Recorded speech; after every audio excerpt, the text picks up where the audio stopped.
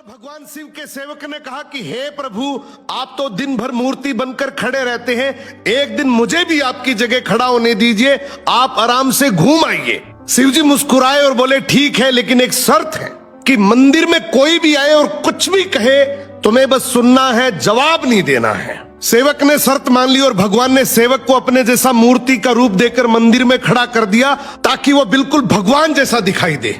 सुबह सबसे पहले एक व्यापारी आया और उसने भगवान के सामने माथा टेका और जैसे ही बाहर निकला उसका बटुआ गिर गया। सेवक बहुत बेचैन हुआ, मन किया कि व्यापारी को आवाज देकर उसका बटुआ लौटा दूं, लेकिन भगवान की शर्त याद कर चुप रहा। कुछ देर बाद एक गरीब आदमी आया और उसने कहा, हे प्रभु, मेरे बच्चे पिछले 3 दिन से भूखे हैं, कुछ मदद कर दो।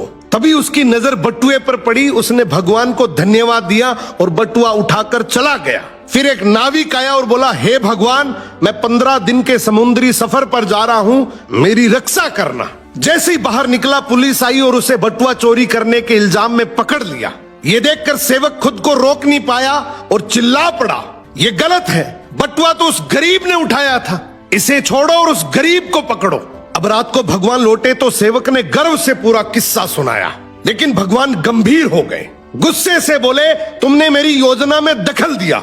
वो व्यापारी बेईमान था, उसका बटुआ गिरना उसके कर्मों का फल था और गरीब को बटुआ इसलिए मिला ताकि वो अपने बच्चों का पेट भर सके। और जहां तक नाविक की बात है तो उसका जहाज एक बड़े तूफान में डूबने वाला था, पुलिस द्वारा पकड़े जाने से उसकी जान बच जाती, लेकिन तुम्हारे बोलने से गरीब जेल चला गया और सब गड़बड़ हो गया। फिर भगवान सेवक से बोले, जो कुछ भी होता है उसमें मेरी योजना होती है, तुम्हारी नजर सिर्फ उस पल की सच्चाई देखती है, लेकिन मैं संपूर्ण समय और कर्मों को देखता हूं। इसलिए जब भी तुम्हें कुछ गलत लगे तो समझ लेना मैं तुम्हारे भले के लिए कर रहा हूं। हर हाल में मुझ पर भरोसा रखो। निष्कर्ष, कभी कभी हमें जो चीज गलत लगती है वही असल में हमारे अच्छे के लिए होती है। भगवान की योजना हमेशा हमारी सोच से बड़ी और गहरी होती है। अगर इस बात से सहमत हो तो कमेंट जरूर करना।